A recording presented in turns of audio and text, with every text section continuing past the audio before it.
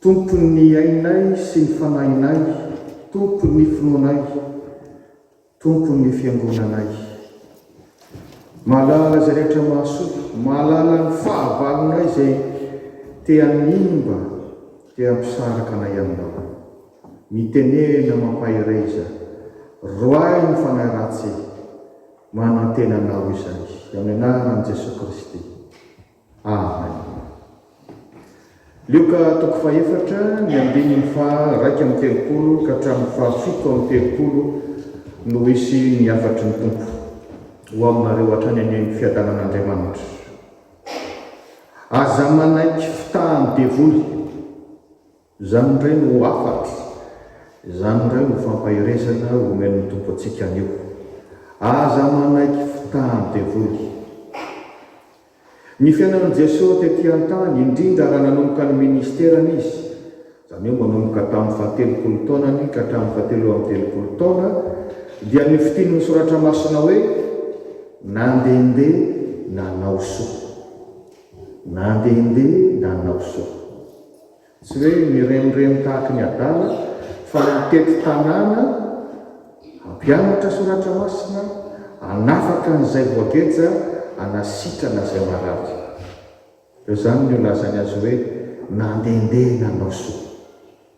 Fa ny mahavarina ny tenin'Andriamanitra koa dia milaza fa ny devoly dia mba mandehandeha tahaka ny liona merina mitady zay arapany. Ny devoly koa dia mandehandeha tahaka ny liona merina mitady zay arapany. Ary dia tena fetsy fa manao zay amin'ny tanana, manao zay andresana lahatra tsika. Zany no mahatonga an'ilay hevitritsika anio hoe aza manaiky fitahany devoly, fa manjary veromaina ny famonjena ny tantarahan'i Jesosy Kristy ho anao. Famarinana voalohany azy, aza manaiky fitahany devoly, satria tsy ny fahagagana ny fototra sy voalohany, fa Jesosy Kristy sy ny tenin'Andriamanitra. Tsy ny fahagagana, fa Jesosy Kristy sy ny tenin'Andriamanitra. Fantatry ny devoly tsara fa tian'ny olona mahita fahagagana, mamaika ny olona no mahazo fahagagana, zavatra vetivety amin'ny fomba mahagaga. Dia lalaovy ny devoly amin'izany tsika rehefa tsy mitandrina. Tsaroana eto ny Exodus toko 7 mitantara fa mba handresana lahatra ny Farao zay mpitondra tany Egypte, mba handefa ny zanak'Israely, dia nasain'Andriamanitra nanipy ny teny Arona mba hivadika bibilava mena rano. Kanjo rehefa natsoiny Farao ny tomasiny sy ny omby asiny, dia mba naka ny teny koa, dia natsipy nivadika iny, nivadika mena rano koa. Zany hoe iniko ampatsahivony zany tantara zany, ilazana amintsika hoe mahay fahagagana koa Satana. Tena mahavita fahagagana. Ny miaramila sy zay rehetra manao pakitaminy, tahaka ny tomasy na omby asy na pitay zao isika. Ka raha ny fahagagana, mba ho amin'ny fahagagana fotsiny ny tena tadiavintsika, dia azagaga fa mora ho babon'ny Satana vetivety isika. Azagaga fa mora manaraka mpamina ny sandoka zay mety manao pakita amin'ny devoly, mahavita fahagagana isika. Fa ny mamain'ny olona tokoa mantsy matetika dia hoe avy hatrany dia sitrano aho, tonga dia ataovy ilay fahagagana. Zany moa no tena antondian'ny olona rehefa manatona tomasy na manatona pitaiza. Ny tsy fantany nefa dia zao, mahavita fahagagana tokoa Satana sy izay rehetra manao pakitaminy, fa tsy mandeha ho azy zany, tsy maintsy ampiraisina ny fanahafy ianao, zay nanome azy an'izany fahefana zany rehefa mankany aminy. Ka tsy hoe manolotra ny fahagagana Jesosy, fa ho an'i Jesosy tompo an'izay manaradia azy, dia mandray azy ho tompo sy mpamonjy aloha, mandray ny tenin'Andriamanitra aloha, fa fanampiny zany fahagagana zany, tsy atao fepetrakory azy. Ary zany nataon'i Jesosy eto, voalaza ny tekstantsika, nataony tamin'ny Kapernaum zay tanàna efa falehany. Rehefa tonga tao mantsy izy dia nisy lehilahy demoniaka voalaza. Kanefa na dia nisy an'io lehilahy demoniaka io aza, inona nataony voalohany? Nampianatra ny tenin'Andriamanitra, fa tsy avy hatrany dia nanasitrana azy. ary nampianatra tamin'ny fahefana ka hoy ny andiny faharoa amin'ny telopolo milaza ny fahitany olona n'izany hoe dia talanjona ny olona tamin'ny fampianarany satria nisy fahefana ny teniny. Ao amin'ilay fampianarany ny tenin'Andriamanitra aloha izay ny fototra ka andraisana ao an'i Jesosy Kristy fa atao inona moa toriteny sy fampianarana rehefa tsy hitondranao mandray an'i Jesosy Kristy ho tombo sy mpamonjy izany. Raha atao amin'ny teny hafa izany dia zao tsy mahasoa izany hoe fahagaka an'izany raha tsy manana an'i Jesosy Kristy ho tombo sy mpamonjy ianao, raha tsy mandray metraka amin'ny tenin'Andriamanitra voalohany ianao, eny na dia ny fahasitranana azy tsy mahasoa raha lavitra n'Andriamanitra ianao. Ny finoana an'i Jesosy Kristy sy ny hery ny tenin'Andriamanitra io dia efa hampianozogozona ny Satana. Ary hitantsika eo amin'ny andininy fahatelo amin'ny telopolo rehefa nitoriana tamin'ny fahefana ny tenin'Andriamanitra na minona ilay demoniaka niantsoantso mba solazako ny hoe nietsika satria tsy zaka ny tenin'Andriamanitra.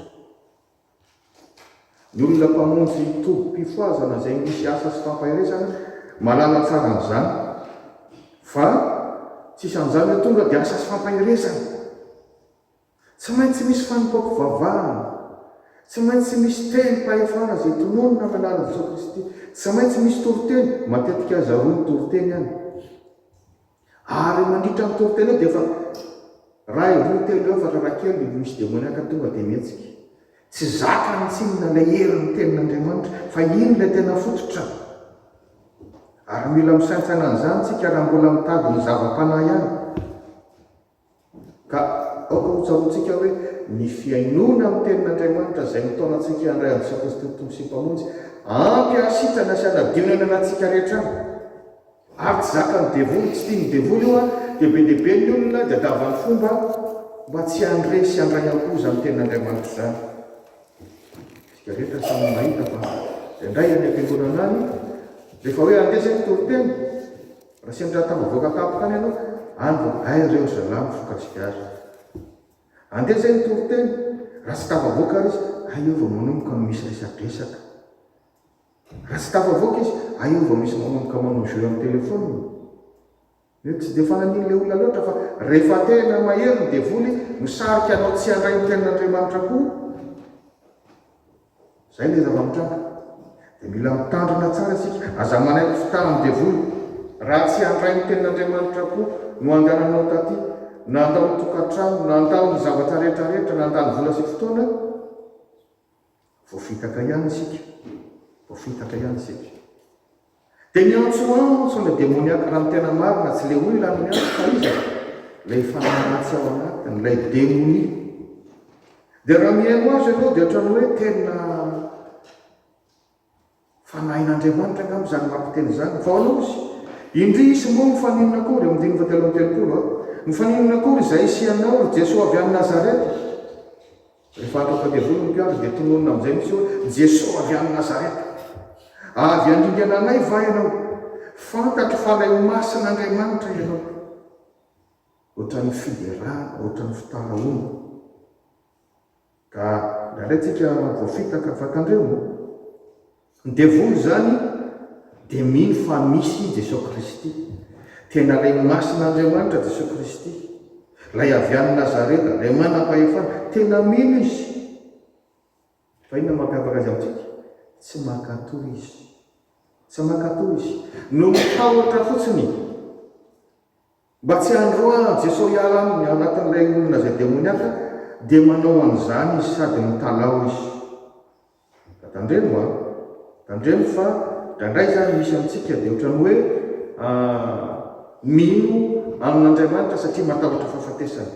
No mitahotra fahafatesana fotsiny minona an'Andriamanitra. Raha izay dia mitovitovy amin'ny devoly ihany isika. Ka averin'Andriamanitra mandeha tsy ilay fahagagana no atao fepetra voalohany. Zavatra manaraka izany fa manana an' Jesosy Kristy. Hainy tompo manao fahagagana, manao fanasitranana. Ary betsaka ny olona mahazo an'izany, tsy any amin'ny toby ihany. Tsara fantatsika hoe manahoana no fifandraisan'ilay olona hositranina amin'ny Jesosy tompo. Ary tsy mahatsy antoena intsony ilay demoniaka manahoana ny fifandraisan'ilay ankonana mitondra azy amin'ny tompo. Zay vao tonga amin'izany fahasitranana izany. Ndraindraiky mbola tsapain'ny tompo mihitsy fa sao dia ho mainka misitranao fotsiny dia miverina mifanao indray rehefa avy eo ka tsy ny fahagagana na ny fanasitranana ny voalohany fa ny mandray an' Jesosy Kristy ny mibebaka ka mitsika afaka manamarina fa ny filazantsara ny akabiazan'izay nanatona an' Jesosy hoe ho sitranina mazana tsy tonga dia manasitrana an' Jesosy fa hoana ny teniny mino venao fa mahasitrana anao le finono aloha no anontany Jesosy nge afaka manao an'izao fotsiny dia efa sitrana indray mimpimaso fa manao hoana aloha ny finonao dia mamaly mihitsy le marary mino aho dia rehefa nasitrana ny sisa dia mbola marino indray ny finonao no nasitrana anao ka tsy ohatrany makany amin'ny dokotera hoe tsy maintsy ho sitrana fa ity le fanako dia efa mahazatra fa tena mifandraika amin'ny fifandraisanao ara-panana amin'ny tompo famarihana faharosako faraka aza manaiky fitahany devoly fa natao horoahana ny devoly fa tsy resahana natao horoahana ny devoly fa tsy resahana na hakanasaina eto zany zao dia hitantsika hoe fantatry le devoly ao anatin'le olona izay higirana hoe androka azy Jesosy Kristy ity dia ny azo nataony tonga aloha dia io nanindraindra an' Jesosy io izy fa namparak-taony andininy fatelo amin'ny telopolo toy iaho eo matetika ny devoly mamitaka ohatr'izay na ao anatin'ny asasy famparezana eo raha dia eo izy dia izy indray no manao fiderana asainy manao teny fiderana io dia voafitaka dia hoe izay zany efa lasa le devoly tsia mpiandra malala tsaran'izany hoe tena mbola mila hamarinina tsara ohatrany hoe fiderana nataon'ilay demoniaka ny teny ary fantatry Jesosy hoe tsy le olona io miteny io fa le devoly dia ahoana mbola navelan'i Jesosy ny teny eny hitanao amin'ny andininy fa dimy amin'ny telopolo amin'ny fahefana mihitsy nanakanan' Jesosy hoe manginy ianao nefa olona milaza hoe ianao no masin'Andriamanitra manginy ianao ka mivoa aminy fa na Jesosy aza tsy mijanona amin'ny resakela amin'ny devoly zany dia voarazany ten'Andriamanitra hoe noentin'ilay demony anjera le marary izay foana rehefa hiala le devoly tena ohatrany manao manifestation zay izy hita mihitsy hoe misy hery sy fahefana izy dia tsy miara amin'ramory zany dia sitrana le marary avy inona ny lesony averiko any tsy natao resahana tsy natao namana ny devoly satria ny devoly dia tena c'est un grand séducteur tena mahay mandresy lahatra mahay mandrotsirotsy mahay makafana ary zay mono navoany evo natao tamin'ny kisarin'ilay menarana ny devoly eo dia ndrasa zara ny devoly azy nampiresahana dia izy mametraka fantany ahoana ozy nylazainy nefa zany devoly zany dia fanahy manerana izao rehetra zao malala tsara hoe inona nefa nytenenin'Andriamanitra tamin'ny Adama sy Eva ka rehefa nyresaka naharitra nyresaka taminy teo nanirona babo ny farany tsika zao na dia nandratsika manao karazana zany aloha raha mbola za tsy manao an'izany mihitsy za tsy mametrapetraka zavatra zao zany tsika fa rehefa miresaka amin'ny devoly ianao dia tadio fa tsy maintsy miresiny lahatra ianao tsisy maresy lahatra amin'ny devoly zany raha mbola resaka karaji ho iaho hoe fanahy mandehandeha io mahay ny zavatra rehetra mahita ny zavatra rehetra ka tandremo fa tsika nandray faly manandrakandrana miresaka amin'ny fanahy tsy fantatra nandray misy tanora misy olona misangisangy alaina ny latabatra dia alefa ny abidi eo amin'ny latabatra dia samy mifantoka esprit etiola efa fantany tsara hoe fanahy fanahafa io zany atsonao zany i ny anatona anao ry ataoko mainka fainao no manatona azy mamaly izy sa tsy mamaly hamaly tokoa izy toko ary miomaly fa manoka miditra fiditra ny anatinao izy amin'izay fotoana zay ianao no miantso azy keo ary tsy vitan'izany ihany rehefa manatona omby asy ianao zany na manatona mpimasy ianao zay tadio fa olona manao pakta amin'ny devoly reny misy zavatra ndratanao mety homeny tokoa tsy voatery izy rehetra fa za manantena hoe nakandriamantena io dia samy vita tsy maintsy misy toy an'iny satria fifandraisana ara-panahy amin'izao ndray anao verina sisa rehetra zany efa nitafity tany anatinao zay le fanahany devoly ka tandreny fa tsy natao resahana devoly fa ianao tsy maresy lahatra devoly zany. Andray koa isika tanora any ampianarana any any université any misy manao misy hypnotiseur mahay ony fa rehefa patoriny a dia ohatrany mahita tontolo hafa zany dia faly fa midécouvrir zavatra hafa zay mbola tsy hitany nefa ianao tsy mahatsiaro tena mandritra minitra vitsina maromaro iny a tsy fantatrao fa ianao dia tsy tokony tenanao ampandraisina amin'ny fanahy hafa ianao tandreny aza manaiky fitany devoly aza manaiky amela irika mihitsy idira amin'ny devoly eo amin'ny fiainanao ianao lavitra amin'ny tontolo ara-panahy tsy alaka ny sitrapon'Andriamanitra hoy aho hoe raha-panao mpisampy be no namanao io olona mifandray aminao dikan'izany mitondra na fanahana devoly izy ka rehefa io foana no miaraka aminao akanao hevitra fampiresahanao dia efa manomboka te hiditra ny aminao lay fanahany devoly tsy maintsy voatoany ianao ny farany ohatran'le mpifoka sigara hoe ianao mety hoe tsy mifoka sigara fa namanao miaraka aminao isan'andro mifoka sigara manao na le setroka mahazo anao fa tsy mahazo ianao miditra ny anatinao ihany ka mahaiza mifidy tsara zay ho namana tsika na tia amin'izao tontolo izao aza tena meno tompo saina mihitsy ianao mahaiza mifidy tsara fa tsy hoe ho namana izao tontolo izao ianao mahaiza maka fanapahan-kevitra mazava ny tenin'Andriamanitra amin'ny Korintianina faharoa toko fahaenina diny faefatra ambin'ny folo sy fahaenina ambin'ny folo aza mety asiana zivoka tsy atonona anareo hikambanana amin'ny tsy miny fa inona ny raisan'ny fahamarenana sy ny fahotana inona ny ombonan'ny mazava sy ny maizina inona ny hikambanana amin'ny tempon'Andriamanitra misampy ho aza mety fitahany devoly ianareo fa mazava ny tanjony devoly ry havana maheza ny devoly zany mialatsiny amin'ny tenan'izany satria fanahy ratsy manerana izao rehetra izao zany tsy azo toerina amin'ny herin-tsaina fotsiny zany tsy azo toerina amin'ny herin-tsandro fotsiny zany ny hery tsy maleo ny fanahy ny tenin'Andriamanitra miezaka mampiasa fomba maro izy amin'ny kahana atsika ka aoka ianao azoto hivavaka fa Andriamanitra fanahy ary fanahy mahery matohitra n'izany fanahy ratsy zany aza manaiky resahany devoly ianao fa natao roahana ny devoly fa tsy resahana nahakanasay fa n'Andriamanitra iray rovoninaitra amen.